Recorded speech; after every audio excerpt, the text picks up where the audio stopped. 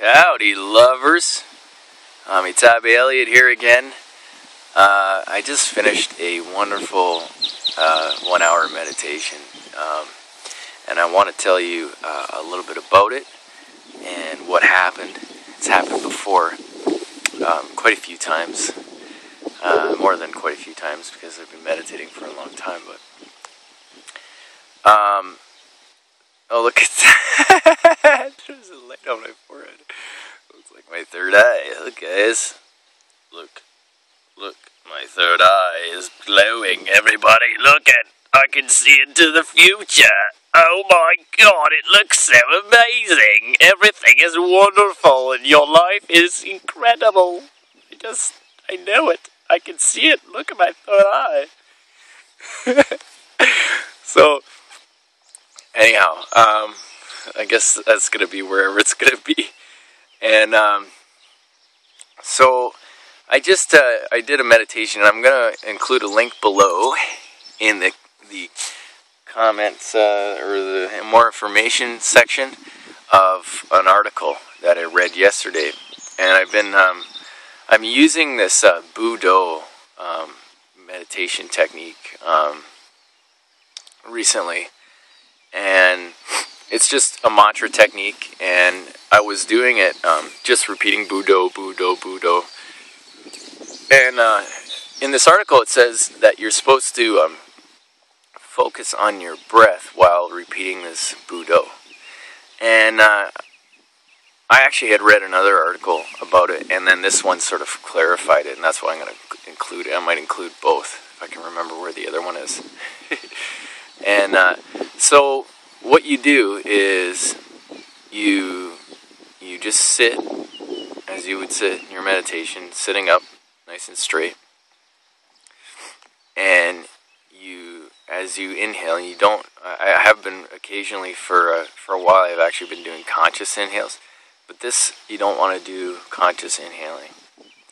You want to just be with your inhalation and exhalation. And on the inhale, it's bu, exhalation, do. Bu, do. And you want to just allow your breath to be however it is. And always repeat the bu, do with it. And what that does is it gives your mind a real firm, it's a mental activity, the Buddho.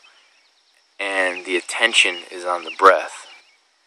And as you keep your mind occupied with the mantra, you're able to keep your attention and awareness on the breath.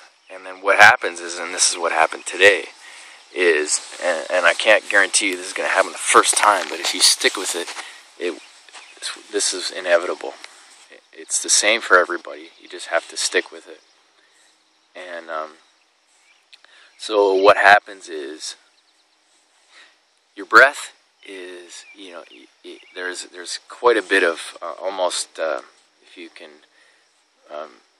realize it and be conscious of it, is there's quite a bit of fear with the breath, because initially I had a really hard time with breathing meditations, and they call it Anapana.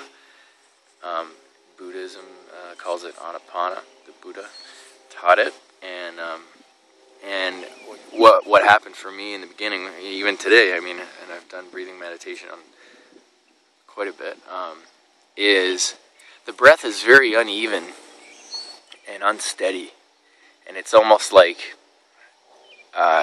anxious. The breathing, it's very jagged. It's not smooth. It's more smooth when you're not doing anything and you're just breathing. But when you start to watch it, it's almost this I wouldn't call it an emotion, but a noticing of almost a fear. Because what happens is, as you watch your breath with this Buddho, to focus your mind to a point, as you watch your breath, it slows down as you relax, and as you focus your mind, because it's actually only the thinker and the body. But really, I honestly think that the thinker is what requires the body. So I don't know if that makes sense to anybody, but without the thinker, the body isn't necessary. You know, when we just rejoin with our spirit, and so what happens is the breath slows down, and I'm trying to make sure the wind doesn't get in the microphone here. So the breath slows down, and it eventually becomes very, very shallow, more and more and more. And what you want to do is you want to just stay with it, and don't try to control it. Don't try to make the breaths deeper again. And just be with the breath as it becomes more and more shallow. And eventually, the breath will stop for extended periods of time. And you don't want to think about, oh, my breath's stopping. You sort of surrender into the awareness of in-between breaths, and they call it the gap. And so what happens for me, and what happened in this meditation is the breath does this several times because the mind's not ready yet for it to stop, and you really have to really let go of yourself, because what this is confronting death. This is the hardest thing to do in life, is to confront death. And as you can be with your breath, with no breath there is no life, no physical life. And so as you can be with your breath and allow it to slow and allow it to shallow and eventually stop, you are allowing yourself to die. And as you allow yourself to die while you're still alive, you release all other fears, because this is the primordial fear. It's the fear of death. And so if you can release your fear of death, then there's nothing that can take you away from being one with Source, as Source. And so so the thing to do is just allow the breath to be, and follow it. And don't expect your breath to stop, but know it can and will happen. And when it does, try not to freak out. Just continue to be open and surrendered in that state of equanimity that arises, and don't get trapped up and starting to think again about the breath. And so the interesting that happens as a result of this, it's happened to me many, many times. This is how the Kundalini also is triggered. It happens when the breath ceases, and then that primordial creative energy that heals us and sustains us rises. And I don't know that I've felt this flood of energy or something, but what happens for me, what happened today, and has also happened many times, is it's like I'll be meditating, and then it's like I'm not quite sitting right, and then my back will be a little bit rounded, and eventually it hurts my back, and it's like, oh my, at the end of the meditation, you got to do a lot of yoga and to keep your from hurting your back all the time. And so what happened today and what's happened before is when I really connect, when I really let go and really reach this gap, is the body starts to, that intelligence that is controlling, that is breathing us, when that stops, the intelligence starts to flood through the body, because it doesn't need to breathe this anymore, or at least so intensely. And so then what happens is my back starts, it's like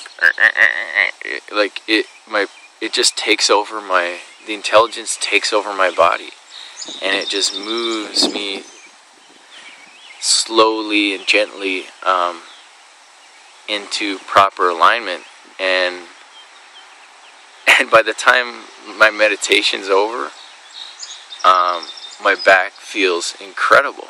Like I've had the most wonderful chiropractic adjustment, and but I haven't. It's just this Kundalini energy that's not being wasted all day long with thinking and breathing.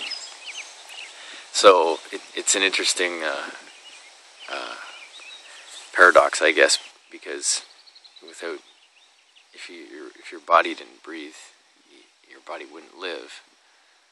But I don't know. I don't know that that's true either, because I've experienced this not breathing, and I'm still alive. I mean, I don't know that I've done it for 20 minutes or something like David Blaine or whatever the hell his name is.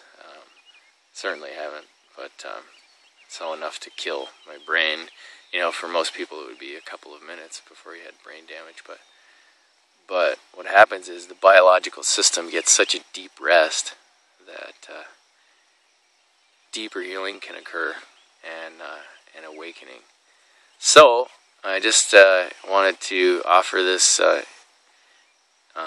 insight into what's possible, and I know that there's so much more beyond where I have reached, and in meditation, the key is not to want anything. It's just to let things be as they are. And so, in life, this is the way to be happy. Also, is to allow things to be as they are, and that's what meditation really allows us to do. Is you can think about it on a superficial level. Expectation creates suffering, but until you've totally released yourself, then there's always a mental, subtle expectation for life to be something other than what it is. And so this meditation practice is the practice of dying while you're still alive, so that you can just allow life to be just like a tree does. Just allows life to be, and take it. Cut me down if you want. Break off my branches if you want.